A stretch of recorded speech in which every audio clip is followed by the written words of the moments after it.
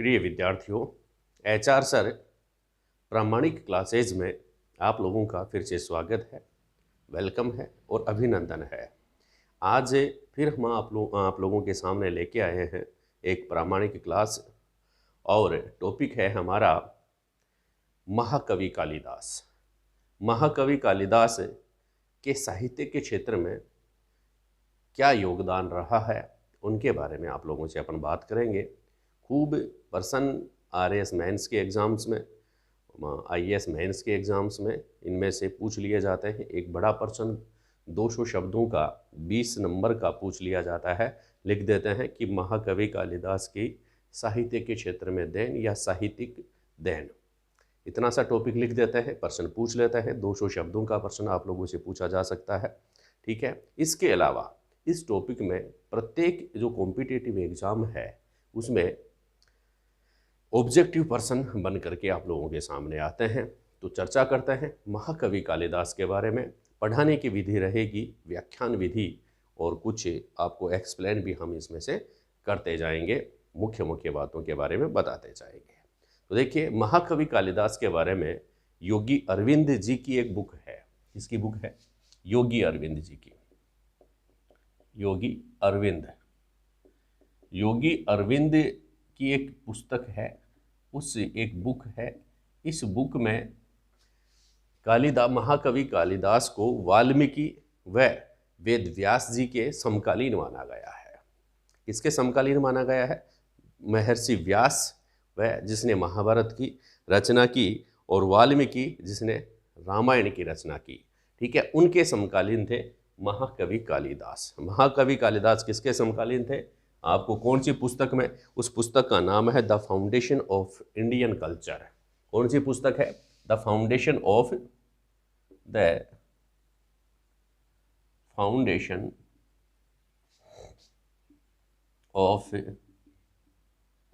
Indian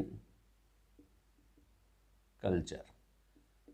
the foundation of Indian culture नामक किताब में, नामक बुक में योगी अरविंद कहते हैं कि महाकवि कालिदास जो हैं वो किसके समकालीन है? महाकवि कालिदास जो हैं वो वाल्मीकि एवं वेदव्यास, ठीक है, वेदव्यास के समकालीन थे। यह बात बताई है किसने? योगी अरविंद ने। लिखना है अपने को, तो लिखने में अगर ये लाइन अपन लिखेंगे तो ज़्यादा प्रभावी होगी कि योगी अरविंद जी की book the foundation of Indian culture में कालिदास को महर्षि वाल्मीकि एवं वेदव्यास के समकालीन माना गया है। और इनमें ये कहा गया है कि महाकवि कालिदास थे वह मुख्यतः गुप्त काल से, संभवतः गुप्त काल से संबंधित थे। किससे संबंधित थे? गुप्त काल से संबंधित थे, ठीक है। इतनी स्टार्टिंग अपन ने आप लोगों ने आपके आंसर में दी है कि महाकवि कालिदास वेदव्यास व वाल्मीकि के समकालीन थे तथा ये मुख्यतः या संभवतः किससे संबंधित थे? तो ये संभवतः गुप्त काल से संबंधित थे। एक और लाइन लिख देंगे, विवाह से पहले, जब तक इनका विवाह नहीं हुआ था, ये महामूर्ख थे। ऐसी लाइन है कि विवाह से पहले ये महामूर्ख थे और बाद में, लेकिन विवाह के पश्चात उन्होंने अनेक ग्रंथों की रचना की, बीवी की या पत्नी की फटकार सुनने के बाद, ठीक है। आपने कालिदास जी की मूवी देखी होगी, उससे आपको स्पष्ट हो गया होगा, ठीक है। तो विवाह से पहले क्या थे? महामूर्ख थे और विवाह के बाद अनेक ग्रंथों की रचना की। कौन कौन से साहित्य इन्होंने लिखे उनके बारे में हम चर्चा करेंगे। तो पहला साहित्य स्टार्ट कर रहे हैं, ध्यान से सुनते जाइए ताकि आप अच्छे मार्क्स अर्जित कर सकें, आप अच्छे सही ऑप्शन चुन सकें, इसलिए आप ध्यान से सुने। देखिए, पहला जो इनका साहित्य है वह है ऋतु संहार। कौन सा है? ऋतु संहार। ऋतु संहार जो है, जैसे नाम से स्पष्ट है, पहला ऋतु संहार मैंने बोर्ड पे लिख दिया है कि महाकवि कालिदास जो थे उनकी प्रथम कृति कौन सी है? तो कालिदास की प्रथम कृति है ऋतु संहार। देखिए, कालिदास की प्रथम कृति, ये लाइन लिख देंगे, यह कालिदास की प्रथम कृति है। प्रथम कृति कौन सी है? ऋतु संहार। अब ऋतु संहार जो है यह कालिदास की प्रथम कृति है और इस कृति में कितने सर्ग हैं? 6 सर्ग हैं। इसमें इस कृति में कितने सर्ग हैं? 6 सर्ग हैं। देखिए प्रथम कृति कौन सी है कालिदास की? ये ऑब्जेक्टिव एग्जाम के हिसाब से प्रथम कृति है ऋतुसंहार। ठीक है, इसमें भारत की 6 ऋतुओं का बड़ा ही सुंदर मनोरम, ठीक है, जो है वर्णन किया गया है। एकदम सरल भाषा में इनका वर्णन किया गया है। 6 सर्ग हैं, तो 6 सर्ग किससे संबंधित है? भारतवर्ष की 6 ऋतुओं से संबंधित है। भारतवर्ष की 6 ऋतुओं के बारे में एकदम सरल भाषा में बड़ा ही सुंदर वर्णन इन ऋतुओं का इस ऋतुसंहार कृति में किया गया है। ठीक है, कौन कौन सी 6 ऋतुएं हैं आप लोगों को पता है? बताइए। देखें, पहली ऋतु तो आपको शरद ऋतु है, सर्दी। दूसरी गर्मी, ठीक है, और वर्षा। ये 3 तो आप लोगों को पता है, सर्दी, गर्मी, वर्षा। चौथी भी आपको बता दें, वसंत ऋतु। वसंत ऋतु 4 ऋतुएं जनरली सबको पता है। ठीक है, वसंत के बाद और 2 ऋतुएं जो है इन्होंने इनका वर्णन किया है, आपको पता है बसंत और हेमंत दोनों भाई भाई हैं। और फिर शिशिर, हेमंत और शिशिर, दो हेमंत और शिशिर। तो ये आप सुनते जाइए कि क्लास जो है आगे एग्जाम में आप 200 शब्दों का छोड़िए 20 शब्दों का आंसर आप लोगों से पूछ लेते हैं। 2 नंबर का RAS मेंस में, IAS मेंस में 2 नंबर का 2 मार्क्स का प्रश्न भी पूछ लेते हैं। लिखा हुआ आ गया ऋतुसंहार। क्या वर्णन करेंगे कि ऋतुसंहार महाकवि कालिदास की प्रथम कृति है।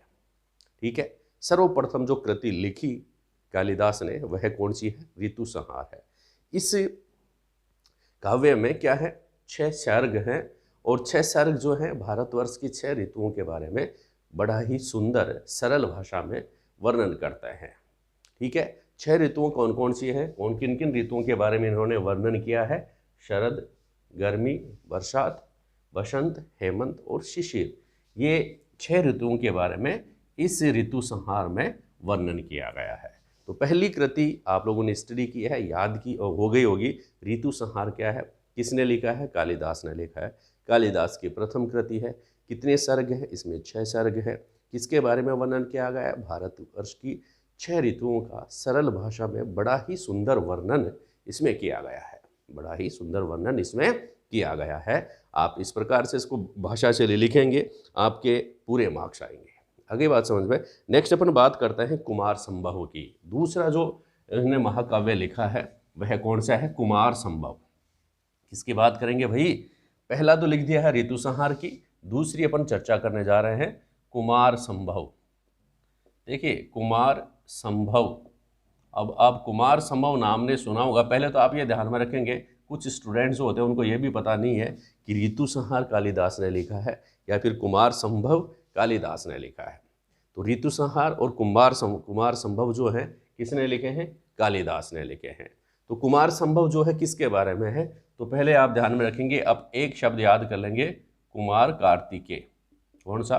कुमार कार्तिकेय।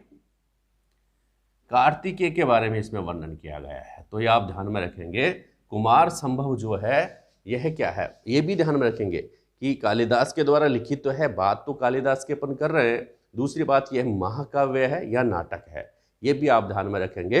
तो कुमार संभव जो है एक महाकाव्य है। क्या है? महाकाव्य। कुमार संभव क्या है? एक कालिदास द्वारा रचित महाकाव्य है। और इस महाकाव्य में कितने सर्ग हैं भाई? जैसे ऋतुसंहार महाकाव्य में 6 सर्ग थे, इसमें 17 सर्ग हैं। ठीक है, 17 वर्ष के राजकुमार कुमार कार्तिकेय के बारे में इसमें वर्णन किया गया है। अब आप लोगों को मालूम पड़ गया कि कुमार संभव में कितने सर्ग हैं, तो आप बताएंगे 17 सर्ग हैं। ठीक है, क्या है? नाटक है, महाकाव्य है? महाकाव्य है। किससे संबंधित है? कुमार कार्तिकेय से संबंधित है। कार्तिकेय के बारे में वर्णन है और इसमें किसके बारे में बता रखा है। देखिए कुमार संभव जो महाकाव्य है, आप इसको स्टडी करेंगे तो आप क्या पाएंगे कि इस महाकाव्य में शिव पार्वती के विवाह के बारे में वर्णन किया गया है। पहली बात, शिव पार्वती के विवाह का बड़ा ही सुंदर, बड़ा ही रोचक, बड़ा ही आकर्षक वर्णन शिव पार्वती का इस उपन्यास में किया गया है। शिव पार्वती के विवाह का वर्णन किया गया है। पूछ ले, कालिदास के किस उपन्यास में शिव पार्वती के विवाह का वर्णन किया गया है? तो आप बताएंगे कुमार संभव के बारे में। किसके बारे में? कुमार संभव जो है उसमें जो महाकाव्य है कुमार संभव, उसमें कार्तिकेय जो है ये से संबंधित है, शिव पार्वती के विवाह का वर्णन किया गया है।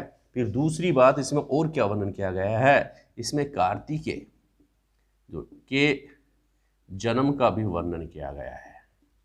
कि जन्म के बारे में भी वर्णन इसमें किया गया है। कार्तिकेय का जन्म के बारे में इसमें वर्णन किया गया है। शिव पार्वती के विवाह का वर्णन, कार्तिकेय के जन्म का वर्णन, और इसमें किसका वर्णन किया गया है? और देखिए इस उपन्यास में कार्तिकेय को देवताओं का सेनापति बनाने का भी वर्णन किया गया है। कार्तिकेय को देवताओं का सेनापति बनाने, भाई देवताओं का सेनापति किसको बनाया गया है? कार्तिकेय का। बड़ा ही रोचक वर्णन, बड़ा ही, अगर आप इस उपन्यास को पढ़ेंगे तो इस उपन्यास में आप पाएंगे कि वास्तव में आपका मन जो है इस उपन्यास को पढ़ने में आप लीन हो जाएंगे। बड़ा ही रोचक वर्णन इन्होंने किया है। शिव पार्वती के विवाह का वर्णन किया गया है। उसके बाद फिर कार्तिकेय के जन्म के बारे में भी इसमें रोचक वर्णन है।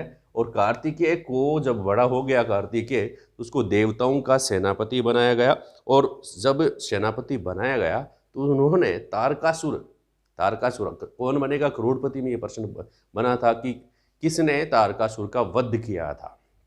ठीक है, महाकवि कालिदास की एक कृति है। तो तारकासुर का वध किसने किया, यह प्रश्न पूछा गया था।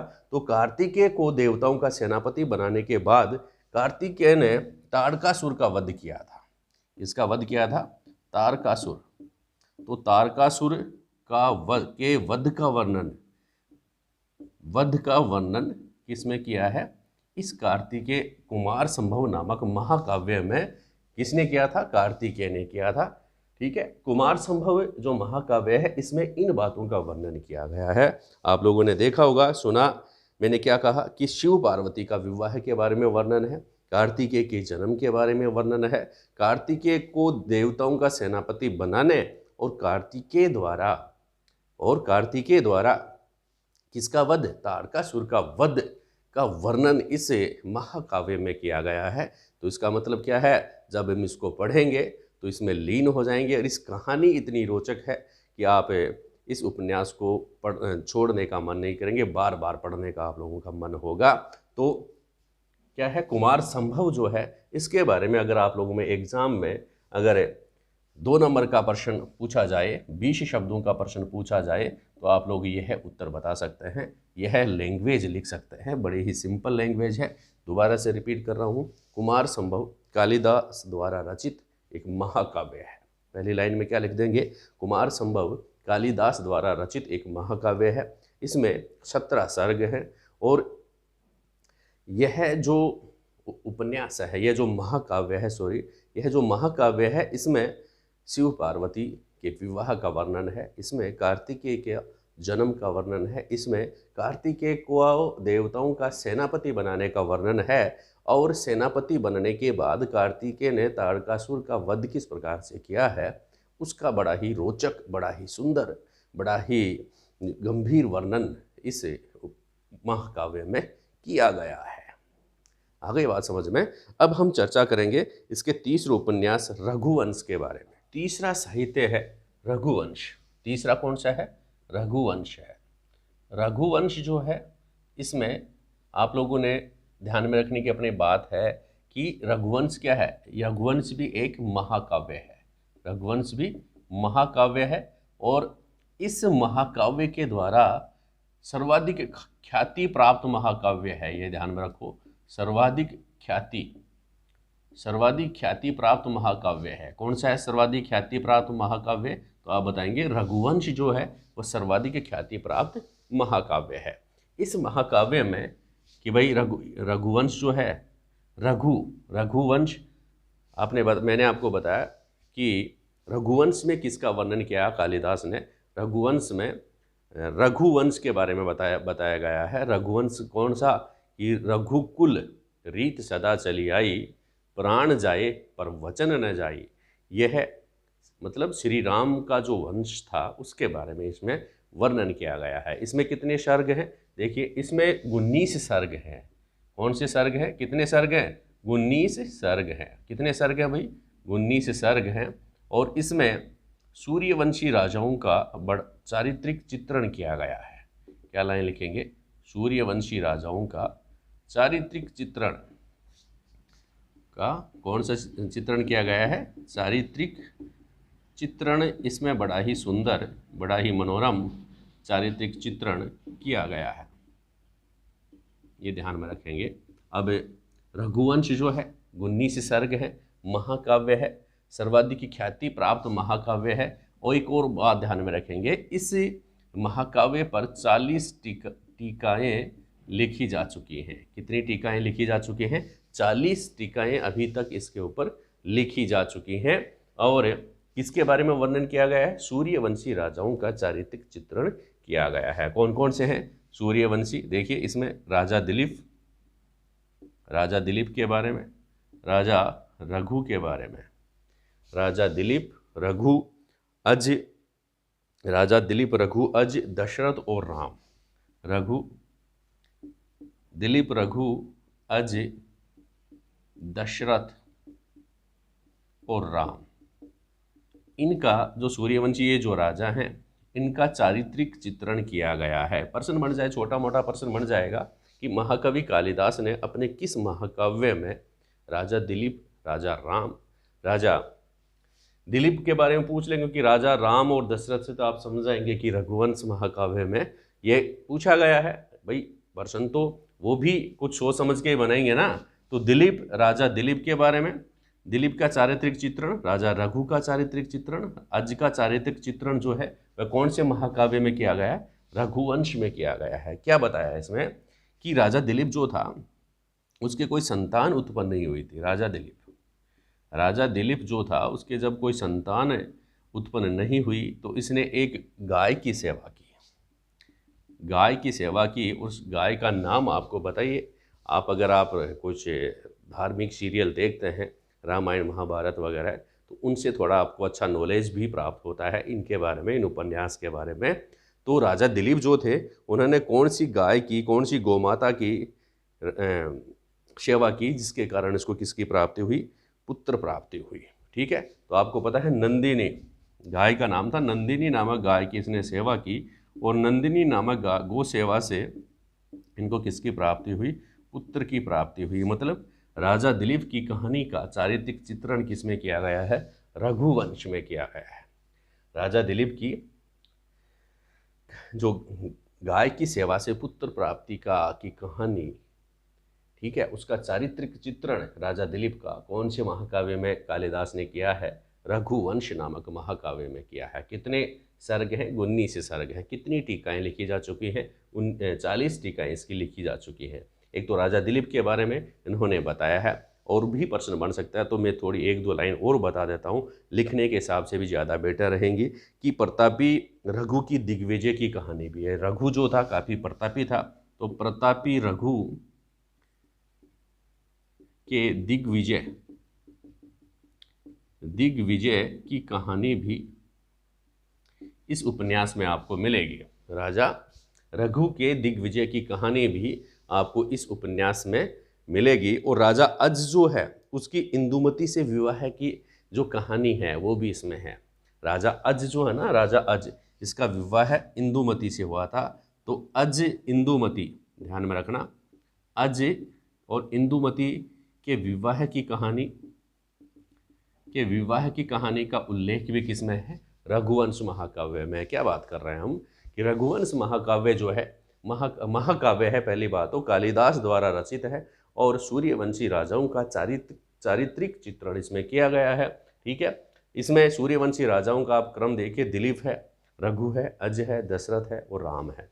दिलीप, रघु, अज, दशरथ और राम। राजा दिलीप जो थे उन्होंने एक नंदिनी नामक गाय की सेवा की और उनको एक पुत्र प्राप्ति हुई। इसका वर्णन रघुवंश नामक महाकाव्य में कालिदास जी ने किया है। फिर प्रतापी रघु के दिग्विजय की कहानी भी बड़ी इसमें आपको मिलेगी और अज व इंदुमती के विवाह का वर्णन इसमें किया गया है। और इंदुमती के विवाह के मृत्यु के पश्चात, इंदुमती क्या हो गई भाई, मर गई, तो इसके शोक का वर्णन, इंदुमती के मरने के बाद राजा अज ने किस प्रकार से शोकाकुल हुआ, शोक व्यक्त इन्होंने किया, किस प्रकार से दुखी हुए, इनके बारे में बड़ा ही सुंदर वर्णन, बड़ा ही मतलब मार्मिक वर्णन कालिदास ने अपने उपन्यास रघुवंश में किया है। अज और इंदुमती के विवाह के कहानी। अब बचे राम और दशरथ के बारे में भी वर्णन किया गया है इसमें। तो इसके कौन से सर्ग हैं? इसके जो सर्ग जो नंबर है 10 से 15वें सर्ग, 10वें सर्ग से 15वें सर्ग तक राजा राम से संबंधित हैं।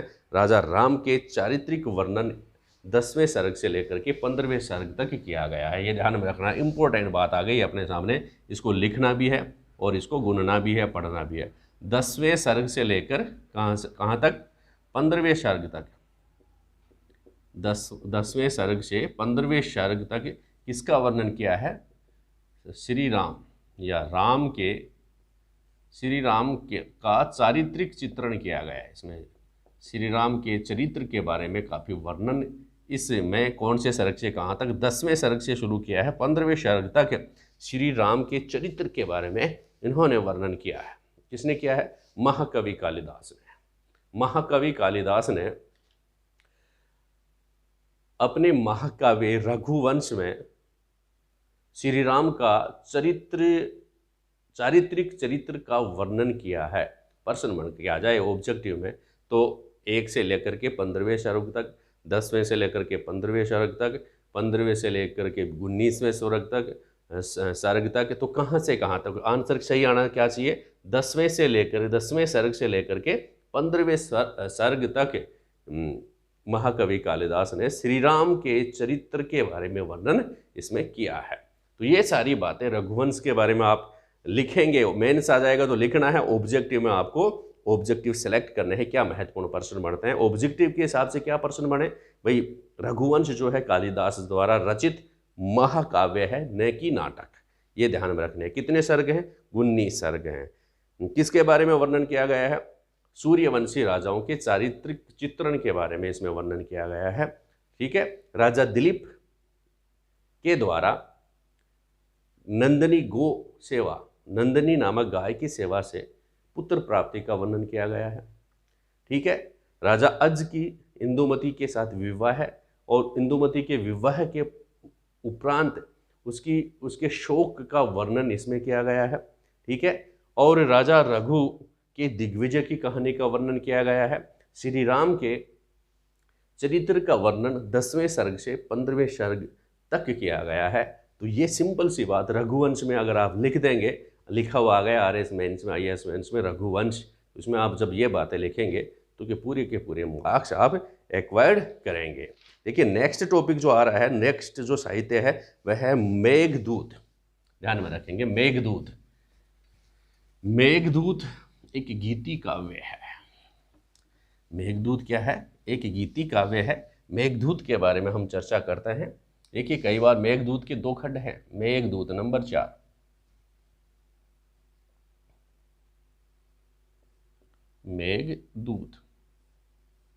मेघदूत किसने लिखा? महाकवि कालिदास ने लिखा है। ये तो आप सब जानते हैं। मेघदूत क्या है? एक गीति काव्य है। अगर सेलेक्ट करना पड़े तो काव्य तो है लेकिन गीति काव्य है। किस प्रकार का काव्य है? गीति काव्य है। किस प्रकार का काव्य है? गीति काव्य है। और इसमें 100 से अधिक श्लोक हैं। कितने श्लोक हैं?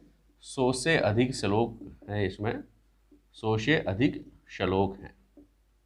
कितने श्लोक हैं? 100 से अधिक। इसमें मेघदूत, नाम क्या है? मेघदूत। मेघ के माध्यम से यानी कि बादलों के माध्यम से कुछ संदेश भेजता है। इसलिए इस उपन्यास का कोई ना कोई बादलों के माध्यम से, पहले गाने आते थे ना, उड़ते बादल से पूछो, बहती नदियों से पूछो, इसका मतलब वो कुछ ना कुछ संदेश लेकर के जाते थे। ठीक है ना।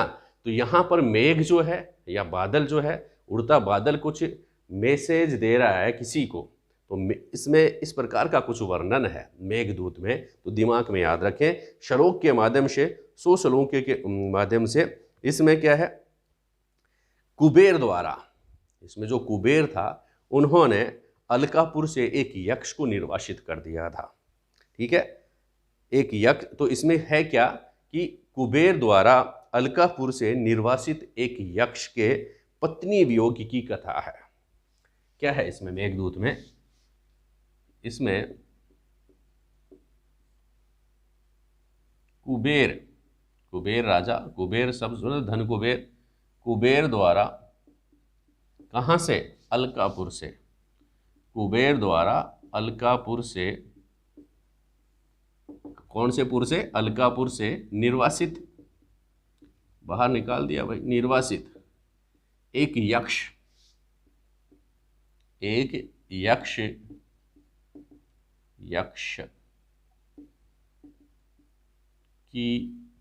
पत्नी वियोग की कथा है।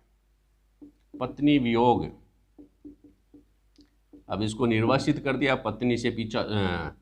पत्नी से दूर हो गया, तो इसको क्या कहेंगे? तो ये यक्ष जो है वो पत्नी वियोग में क्या क्या करता है, पत्नी वियोग में किस प्रकार अपना दुख प्रकट करता है, किस प्रकार की संवेदनाएं, किस प्रकार की भावनाएं, किसी प्रकार के मनोभाव यह प्रकट करता है। इसका बड़ा ही मार्मिक वर्णन मेघदूत नामक गीति काव्य में महाकवि कालिदास ने किया है।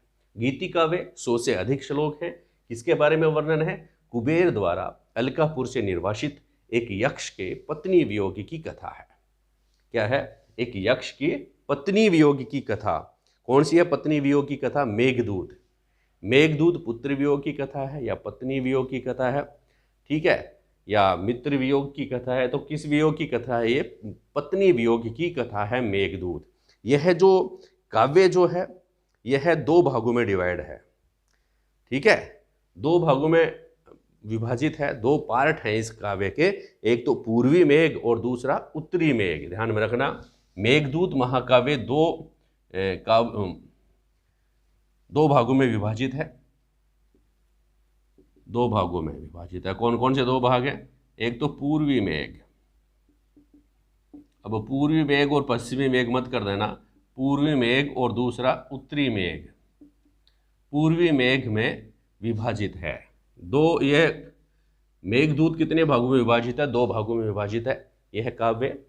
एक तो पूर्वी मेघ है और दूसरा उत्तरी मेघ, ठीक है। ये क्या करता है? ये जो यक्ष जो है वह अपनी पत्नी के वियोग में मेघ के साथ, बादलों के साथ अपनी पत्नी को क्या भेजता है? संदेश भेजता है, ठीक है। वियोग हो गया है, निर्वासित कर दिया गया उसको, कुबेर को अलकापुर से।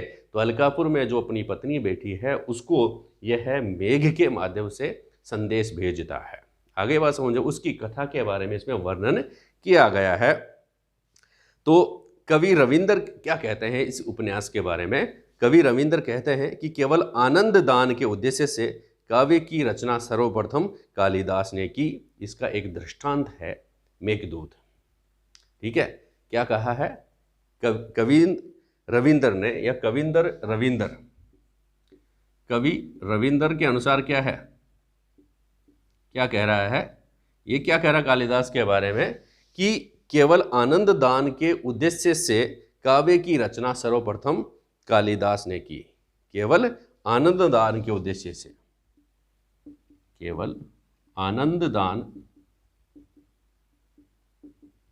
ये लाइन लिख सकते हैं, बड़ा प्रभावी लाइन होगी आप लोगों की। अब अगर आप मेंस देंगे तो केवल आनंद दान के उद्देश्य से, केवल आनंद दान के उद्देश्य से काव्य की रचना, केवल आनंद दान के उद्देश्य से काव्य की रचना सर्वप्रथम कालिदास ने की। उद्देश्य से काव्य की रचना सर्वप्रथम किसने की है? कालिदास ने की। इसका एक दृष्टांत है, कौन सा? मेघदूत। इसका एक दृष्टांत है मेघदूत। ये आप लोग ध्यान में रखेंगे। अब अपन बात करेंगे एक और उपन्यास के। उसका उपन्यास का नाम है मालविका अग्निमित्रम। कालिदास का एक और महत्वपूर्ण उपन्यास है मालविका अग्निमित्रम। लेकिन यह उपन्यास, क्या कह रहा हूँ मैं, उपन्यास नाम शब्द ऐसे ही आ रहा है, लेकिन आप ध्यान में रखेंगे ये क्या है। ठीक है, कि कालिदास जो है उन्होंने मेघदूत की रचना की, और मेघदूत एक क्या है, मेघदूत एक गीति काव्य है, एक उसमें लगभग 100 से अधिक श्लोक हैं, और इसमें किसी के पत्नी वियोग की कथा है, किसी यक्ष के पत्नी वियोग की कथा है, और कुबेर जो थे उन्होंने अलकापुर से उस यक्ष को निकाल दिया था, उसकी पत्नी के वियोग में यह कथा कहता है, बताता है। तो ये 2 भागों में विभाजित है, एक तो पूर्वी मेघ, दूसरा उत्तरी मेघ। और कवि रविंद्र इसके बारे में कहते हैं कि केवल आनंद दान के उद्देश्य से काव्य की रचना सर्वप्रथम कालिदास ने की, और इसका एक दृष्टांत है मेघदूत। ठीक है, नेक्स्ट देखेंगे आप कौन सा, नेक्स्ट जो उपन्यास है उस उपन्यास का नाम देखिए, सॉरी उपन्यास क्या, एक साहित्य जो है वह मालविका अग्निमित्रम।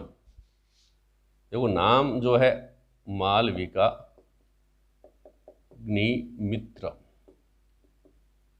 ठीक है, इसके बारे में थोड़ा सा नॉलेज अपन ले लेते हैं एग्जाम। अब हम बात करेंगे मालविका अग्निमित्रम, जो कालिदास का नाटक है उसके बारे में हम चर्चा करेंगे। यह एक ऐतिहासिक नाटक है। कौन सा, मालविका अग्निमित्रम। देखो 2 शब्द हैं इसमें, एक तो मालविका, क्या नाम है, मालविका, और दूसरा क्या है, अग्निमित्रम, अग्निमित्र। मालविका और अग्निमित्र, ध्यान से सुनना कि एक तो क्या नाम दिया गया है, मालविका नाम दिया गया है, दूसरा अग्निमित्र नाम दिया गया है। तो सॉरी, मालविका और अग्निमित्रम। मालविका अग्निमित्र तो कौन था, शुंग वंशीय राजा था एक, इसका शुंग वंशीय राजा के बारे में है, शुंग वंशीय राजा। अग्निमित्र जो था शुंग वंशीय राजा था, और मालविका जो उसकी दासी थी। मालविका कौन थी, एक दासी थी। तो अग्निमित्र व मालविका, इन दोनों की प्रेम कथा का जो बड़ा ही सुंदर वर्णन इस नाटक में, एक ऐतिहासिक नाटक है, ये ध्यान में रखना, ऐतिहासिक नाटक है। नाटक क्या है, एक नाटक है, ऐतिहासिक नाटक। कौन सा, मालविका अग्निमित्रम एक नाटक है, ध्यान में रखेंगे। और इसमें मालविका और अग्निमित्र की प्रेम कथा का वर्णन किया गया है। अग्निमित्र कौन था, शुंग वंशीय राजा था। देखिए इसमें कुछ कहानी में ट्विस्ट भी है कि मालविका दासी बनकर के, अग्निमित्र की दासी बनकर के उस रहती है, लेकिन यह भी एक राजकुमारी थी कि इसको अग्निमित्र और मालविका की जो प्रेम कथा है उसके बारे में, उसकी जो रानी थी, कौन सी रानी में थी, इरावती। रानी जो इरावती थी वह क्या करती है, इसके बारे में अनजान थी, और इरावती जो है इसको क्या कर लेती है, बंदी बना लेती है। रानी इरावती इसको बंदी बना लेती है, मालविका को बंदी बना लेती है। भाई कोई प्रेम कथा का क्या पता है इरावती को ने जब कुछ संदेह हुआ और उसने मालविका को क्या कर लिया, बंदी बना लिया। तो रानी इरावती जो है वह मालविका को बंदी बना लेती है, लेकिन जब मालूम पड़ता है कि यह मालविका भी राजकुमारी है और अग्निमित्र के साथ इनकी प्रेम लीला चल रही है, तब अग्निमित्र भी इसके साथ उसके बाद क्या कर लेता है, शादी कर लेता है। तो इस प्रकार बड़ा ही रोचक वर्णन इस प्रेम कथा का मालविका अग्निमित्रम में है। अपने लायक काम की बात क्या है, जब अपने को लिखना है RS मेंस में, IAS मेंस में, या किसी भी PCS में आपको लिखना है मेंस एग्जाम्स में, तो क्या लिखेंगे, मालविका अग्निमित्रम के बारे में आप पहली लाइन में लिखेंगे कि महाकवि कालिदास द्वारा रचित ऐतिहासिक नाटक है। यह है महाकवि कालिदास द्वारा रचित एक ऐतिहासिक नाटक है। इसमें शुंग वंशीय राजा अग्निमित्र व दासी मालविका की प्रेम कथा का वर्णन किया गया है। फिर इसमें रानी इरावती दासी मालविका को बंदी बना लेती है, लेकिन जब मालूम पड़ता है कि वह भी राजकुमारी है, तो अग्निमित्र जो है वह उसके साथ क्या कर लेता है, शादी कर लेता है। और उसे विवाह कर लेता है और अपनी रानी बना लेता है। इतनी बात लिख देंगे तो आपके 2 नंबर का प्रश्न होगा, तो 2 के 2 प्रश्न नंबर इसमें 100% आएंगे। ठीक है। मालविका अग्निमित्रम के बाद अगली साहित्यिक देन कालिदास की है विक्रमोर्वशीय। विक्रमोर्वशीय देखिए,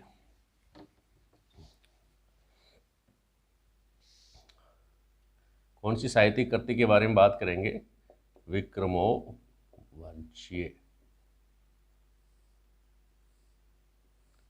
ठीक है। यह भी क्या है? यह भी एक ऐतिहासिक नाटक है। ठीक है। बड़ा ही मतलब एक रोचक है, इसको कहेंगे, और आकर्षक भी कह सकते हैं, मनमोहक भी कह सकते हैं, इंटरेस्टिंग भी कह सकते हैं। विक्रमोर्वशीय जो नाटक, ऐतिहासिक नाटक, ये भी एक तरह से नाटक है। और यह नाटक जो है यह भी एक प्रेम कहानी के ऊपर आधारित ही मान लीजिए आप। और विक्रमोर्वशीय नाटक जो है किसके बारे में है? यह है राजा पुरूरवा।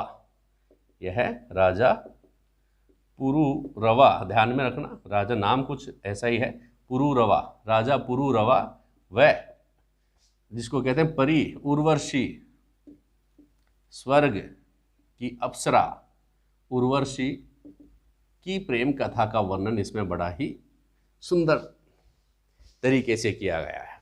राजा पुरूरवा और उर्वशी की प्रेम कथा है। इसमें क्या है कि दोनों की प्रेम कथा देवलोक की अप्सरा है। कौन है? उर्वशी तो देवलोक की अप्सरा है ना। इनकी प्रेम कथाओं के बारे में वर्णन किया गया है कि जब स्वर्ग लोक की उर्वशी या अप्सरा आती है यहाँ पृथ्वी लोक पर, तो इसको राक्षस सताने लगते हैं। राक्षस इसके साथ उसको सताते हैं, तो राजा पुरूरवा जो है उनको उन राक्षसों से छुड़ाता है। इसी बीच इनमें क्या हो जाता है? प्यार हो जाता है। क्या हो जाता है? प्यार हो जाता है, प्रेम हो जाता है, और वे एक दूसरे के साथ विवाह कर लेते हैं। लेकिन एक बार क्या होता है, एक बार उर्वशी जो है वह निषिद्ध वन में चली जाती है और लता बन जाती है। निषिद्ध वन, जहाँ पर किसी का जाना आना निषेध हो, उस वन में उर्वशी चली जाती है और वहाँ जाकर के क्या बन जाती है? लता बन जाती है। और पुरूरवा, राजा पुरूरवा उसके वियोग में पागलों की भांति इधर उधर भटकता रहता है। बड़ा ही अच्छा वर्णन, बड़ा ही इसको कहेंगे दिल को छू लेने वाला वर्णन इसमें किसने किया है? विक्रमोर्वशीय नाटक में महाकवि कालिदास ने किया है। इधर उधर पागलों की भांति भटकता रहता है, इसके बारे में वर्णन किया गया है। और अंत में दोनों का पुनर्मिलन होता है, उर्वशी का और पुरूरवा का। ध्यान में रखेंगे, उर्वशी और राजा पुरूरवा। उर्वशी वेड्स पुरूरवा, ये ध्यान में रखें। पुरूरवा जो है वह किसके साथ शादी करता है? जिसको अप्सरा उर्वशी के साथ शादी करता है, विवाह करता है। प्रेम कथा का दोनों का वर्णन है विक्रमोर्वशीय में, इसका वर्णन किया गया है। क्या है? एक नाटक है। ठीक है। और इनके वियोग की कथा भी है और इनके पुत्र प्राप्ति की भी कथा है। राजा उर्वशी व पुरूरवा की कथा का वर्णन किस नाटक में किया गया है? तो विक्रमोर्वशीय नाटक जो है इसमें इसका वर्णन किया गया है। अब लास्ट साहित्य कृति उसकी अपन चर्चा करने चाहेंगे, अभिज्ञान शाकुंतलम। अभिज्ञान शाकुंतलम जो है वो कालिदास द्वारा रचित एक सबसे सुप्रसिद्ध नाटक है। सुप्रसिद्ध सुविख्यात नाटक कौन सा है? अभिज्ञान शाकुंतलम। और महाकाव्य, जो सुप्रसिद्ध महाकाव्य कौन सा है? महाकाव्य है रघुवंश। यह ध्यान में रखेंगे, रघुवंश महाकाव्य है और अभिज्ञान शाकुंतलम एक नाटक है, और इसको आप महानाटक भी कह सकते हैं। कालिदास की सर्वश्रेष्ठ रचना अभिज्ञान शाकुंतलम, इसकी गिनती विश्व के सर्वश्रेष्ठ ग्रंथों में की जाती है। इसकी गिनती विश्व के सर्वश्रेष्ठ ग्रंथों में की जाती है। तो चर्चा करते हैं किसके बारे में? इसकी साहित्य कृति अभिज्ञान शाकुंतलम के बारे में। किसके बारे में? अभिज्ञान शाकुंतलम। पहली बात तो आप ध्यान रखेंगे, अभिज्ञान शाकुंतलम जो है इसके बारे में क्या कि यह एक नाटक है और सुविख्यात नाटक है। अब ये प्रश्न आए, ध्यान में रखना, कालिदास का सुप्रसिद्ध या सुविख्यात नाटक कौन सा है? विख्यात नाटक, तब तो आप बताएंगे सुविख्यात नाटक कौन सा है? अभिज्ञान शाकुंतलम है। और अगर आप लोगों से पूछ ले कि महाकवि कालिदास का सुविख्यात काव्य कौन सा है, महाकाव्य कौन सा है, तो आप क्या बताएंगे? रघुवंश, यानी कि रघुवंश महाकाव्य है। इजीली मत लेना, प्रश्न बहुत इंपॉर्टेंट है कि कौन सा महाकाव्य है और कौन सा नाटक है, ये ध्यान में रखेंगे। तो अभिज्ञान शाकुंतलम जो है वह एक नाटक है, वह क्या है? एक नाटक है। और विश्व के जो महान ग्रंथ हैं, सर्वश्रेष्ठ जो ग्रंथ हैं, उनमें इसकी गिनती की जाती है। और इसकी कथा जो है, इसकी कथा अभिज्ञान शाकुंतलम की महाभारत के आदि पर्व से ली गई है। ध्यान में रखना, इसकी कथा कहाँ से ली गई है? महाभारत के कौन से पर्व से? आदि पर्व, महाभारत के आदि पर्व से इसकी कहानी ली गई है। कहानी किसकी है? कहानी देखो, इसमें शकुंतला, ठीक है, शकुंतला, अभिज्ञान शाकुंतलम है, शकुंतला है, इसमें दुष्यंत और शकुंतला की प्रेम कथा का वर्णन है। सभी में प्रेम कथा डाल रखा है लगभग महाकवि कालिदास ने, क्योंकि वो भी पत्नी के फटकार से ही तो महाकवि बना है। पत्नी के फटकार से महाकवि बन गया, तो सभी पत्नियों की कथा इसने लिख दी। क्या महाकवि कालिदास जो है, इन्होंने शकुंतला व राजा दुष्यंत जो हैं उनकी प्रेम कथा का वर्णन किया गया है। और यह जो है इस अभिज्ञान शाकुंतलम में कितने अंक हैं? 7 अंक हैं। और 7 में से 7 अंक अगर एग्जाम में आ गया अभिज्ञान शाकुंतलम 2 नंबर का प्रश्न आ गया, तो वो 7 के 7 अंक आपको इसको बताने हैं इसमें, ठीक है, तब जाके 2 नंबर आपके आ जाएंगे। और अगर 20 नंबर का प्रश्न आ गया तो आपको पूरा का पूरा महाकवि कालिदास से लिखना है। तो 7 अंक जो हैं उनके बारे में चर्चा कर लेते हैं। कौन सा अंक किससे संबंधित है? प्रथम अंक कितने अंकों में है भाई? 7 अंकों में विभाजित है। कौन विभाजित है? अभिज्ञान शाकुंतलम जो नाटक है वह 7 अंकों में विभाजित है। पहला अंक किसके बारे में है? ये भी दुष्यंत व शकुंतला की प्रेम कथा का वर्णन है। मैंने महाभारत देखी थी, बड़ा ही जिसको कहेंगे अच्छा लग रहा था उसकी प्रेम कथा को देख करके। वास्तव में बहुत उसका जो बनाने जो सीरियल मेकर है उन्होंने बड़ा अच्छी ढंग से अच्छे तरीके से उन्होंने इसको नाटक को जिसको कहेंगे अपन कि चारित्रिक रूप दिया है, ठीक है, और एक जीवंत उदाहरण प्रस्तुत किया है दुष्यंत का और किसका? शकुंतला का। तो प्रथम अंक जो है इसमें क्या बताया गया है कि राजा दुष्यंत जो था वो शिकार करते करते महर्षि किसके पास पहुंच जाते हैं? कण्व ऋषि के आश्रम तक वह पहुंच जाता है। क्योंकि कण्व ऋषि के आश्रम तक वह पहुंच जाता है, इसका वर्णन किसमें किया गया है? प्रथम अंक में। भाई राजा कहीं पर जाएगा, कहीं शकुंतला उसको मिलेगी, तब जाके कहीं प्रेम होगा, तो शुरुआत वहां जाने की है।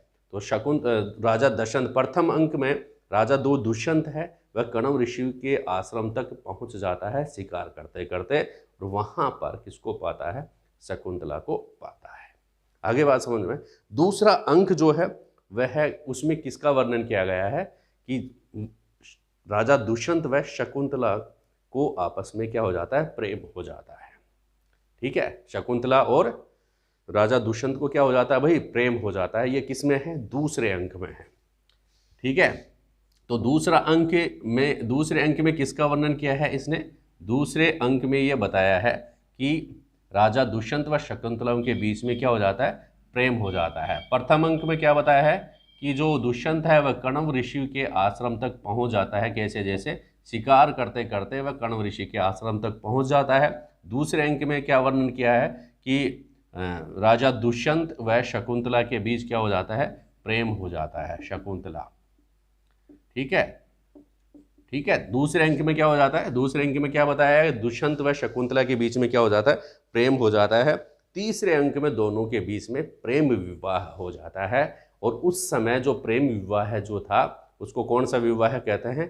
गांधर्व विवाह कहा जाता था। प्रेम विवाह गांधर्व विवाह कहा जाता था। तो गांधर्व विवाह दोनों कर लेते हैं। इसका वर्णन कौन से अंक में है? तीसरे अंक में है। चौथा अंक क्या कहता है कि चौथे अंक में इसका वर्णन किया गया है कि शकुंतला जो है वह अपने पति के घर जाने के लिए किस प्रकार विदाई लेती है, उसका वर्णन किया गया है चौथे अंक में। कौन से अंक में? चौथे अंक में शकुंतला का पति गृह के लिए विदाई का वर्णन इसमें किया गया है चौथे अंक में। और पांचवा अंक क्या है? पांचवा अंक जो है उसमें कहानी में कुछ ट्विस्ट आता है। क्या ट्विस्ट आता है कि ऋषि दुर्वासा जो है वह इस राजा दुष्यंत को श्राप दे देता है, ठीक है, जिससे वह शकुंतला को क्या होता है, भूल जाता है। कौन सा ऋषि श्राप देता है? राजा दुर्वासा। राजा दुर्वासा ऋषि जो होता है वह शकुंतला को श्राप देता है और उस श्राप के कारण वह राजा दुष्यंत जो है वह शकुंतला को भूल जाता है और शकुंतला क्या है, मारीच ऋषि के आश्रम में रहने लगती है। भाई उसको तो भूल गया और शकुंतला किसके आश्रम में रहने लग जाती है? मारीच ऋषि के आश्रम में रहने लगती है। छठा अंक क्या कहता है कि जब दुष्यंत को शकुंतला की अंगूठी प्राप्त होती है, देखो बड़ा रोचक वर्णन है कि जब दुष्यंत को शकुंतला की अंगूठी प्राप्त होती है तब वह उसकी याद में दुखी होता है। उसकी याद में क्या होता है? दुखी होता है। इसका वर्णन किया गया है।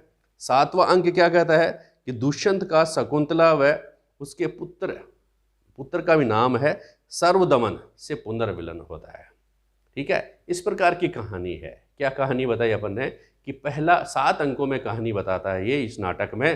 पहला जो अंक है उसमें क्या कह रहा है कि राजा दुष्यंत जो है वो शिकार खेलते खेलते कणव ऋषि के आश्रम में पहुंच जाता है और वहां शकुंतला के उसके दर्शन लाभ होता है। दूसरे अंक में क्या है? दूसरे अंक में बताता है कि शकुंतला व राजा दुष्यंत के बीच गांधर्व विवाह हो जाता है, ठीक है। दोनों के बीच में क्या हो जाता है? गांधर्व विवाह हो जाता है। तीसरा अंक ये कहता है, तीसरे अंक में यह बताया गया है कि राजा दुष्यंत के घर आने के लिए शकुंतला किस प्रकार से तैयार होती है, किस प्रकार घर की विदाई लेती है, यह ठीक है। चौथा अंक जो है, चौथे अंक में, तीसरे अंक में गांधर्व विवाह हो जाता है। चौथे अंक में क्या होता है? उसके पति के घर के लिए विदाई लेती है। पांचवें अंक में होता क्या है? ट्विस्ट हो जाता है। किस प्रकार कि दुर्वासा ऋषि जो है वह दुष्यंत को श्राप देता है जिससे वह शकुंतला को भूल जाता है और शकुंतला किस ऋषि के? ऋषि मारीच के आश्रम में रहती है। ये पांचवा है। छठवें अंक में जब दुष्यंत को शकुंतला की अंगूठी प्राप्त होती है तो वह कैसे दुखी होता है उसका वर्णन किया गया है। सातवें अंक में कालिदास इनका सबका पुनर्मिलन करवाता है, शकुंतला का, दुष्यंत का, सबका वापस से पुनर्मिलन हो जाता है और उसके साथ उसके पुत्र का भी पुनर्मिलन होता है। उस पुत्र का नाम था सर्वदमन। तो इस प्रकार ये जो अभिज्ञान शाकुंतलम है वह 7 अंकों में विभाजित है। एक ऐतिहासिक नाटक है। दुष्यंत व राजा दुष्यंत व शकुंतला की प्रेम कथा का इसमें वर्णन है। कुछ विद्वान जो हैं उसके बारे में क्या कह रहे हैं? विद्वानों ने कालिदास के नाटकों की जो तुलना है वह शेक्सपियर के कौन से नाटकों से? सुखांत नाटकों से करते हुए लिखते हैं। क्या लिखते हैं कि जिसने इस नाटक को नहीं पढ़ा, जिसने इस नाटक को नहीं पढ़ा उसने कुछ नहीं पढ़ा। जिसने इस नाटक को नहीं पढ़ा उन्होंने या उसने कुछ नहीं पढ़ा। विद्वान कहते हैं कि शेक्सपियर से के सुखांत नाटकों से इसकी तुलना करते हैं और ये कहते हैं कि जिन्होंने प्रसिद्ध जर्मन विद्वान गेटे क्या कहते हैं कालिदास के बारे में कि बड़ा ही सुंदर वर्णन कालिदास करते हैं। ये जर्मन गेटे इसके बारे में कहते हैं, आज बहुत बड़ी बात कहते हैं। गेटे क्या कह रहे हैं कि यदि तुम बसंत के फूल चाहते हो, यदि तुम शरद के फूल चाहते हो, बसंत के फूल चाहते हो, शरद के फूल चाहते हो और जिसको कहेंगे स्वर्ग व पृथ्वी का सम्मिलन, पृथ्वी और स्वर्ग का मिलन एक जगह देखना चाहते हो, बसंत के फूल चाहते हो, शरद के फूल चाहते हो, पृथ्वी एवं स्वर्ग का मिलन एक जगह देखना चाहते हो, आत्मा को मोहित करने वाला, आत्मा को पुष्ट करने वाला, आत्मा को प्रसन्न करने वाला रसायन चाहते हो तो आप महाकवि कालिदास का अभिज्ञान शाकुंतलम नाटक पढ़ लीजिए। आपको सभी चीज़ें एक जगह मिल जाएगी। बहुत बड़ी बात कही किसने? जर्मन विद्वान गेटे ने। तो इन्हीं कथनों के साथ मैं अपनी क्लास को विराम देता हूँ। आप पढ़ते रहें, आगे बढ़ते रहें। Thank you.